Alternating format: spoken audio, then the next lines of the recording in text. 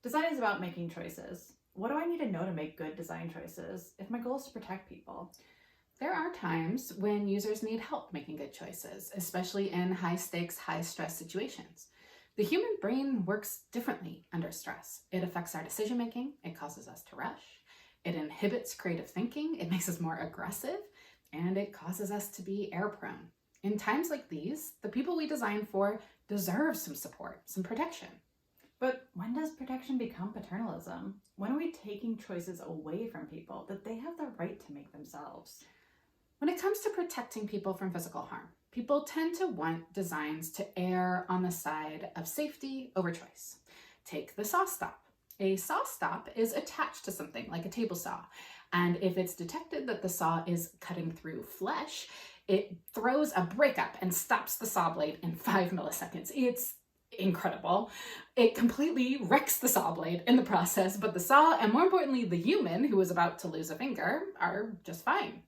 In a design like this, no one wants that saw to stop and ask first, would you like to opt in to saving your finger? This is the sort of situation when it makes sense to prioritize protection over choice. We can all agree that the saw stop is the right design choice. However, the products and services in our lives have a tricky habit of making choices on our behalf without actually checking to see if that's what we want in moments that are not true safety concerns. This is paternalistic, and it's usually an intentional choice.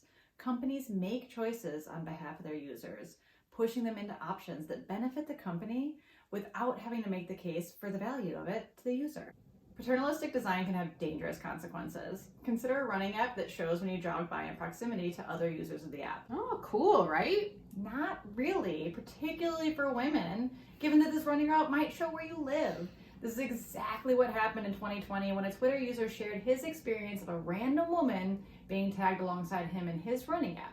He could see her jogging route as well, including where she started and ended her run, more than likely her home. In this case, for her to turn off this feature, it wasn't just one setting that needed to be disabled. There were 2 different opt-out features that needed to be disabled in order for her location information to not be shared publicly within the app.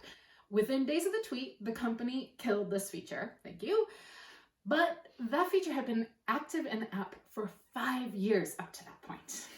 I'm Lauren Liss, a professor of interaction design at Columbia College in Chicago.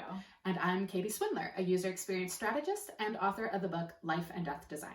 In this talk, we'll identify patterns of paternalistic design that rob users of choice. We'll talk about appropriate techniques for protecting users when they are in legitimate danger. And dive deep into how to develop empathic work in service to an audience that is empowered and genuine. We hope to see you there.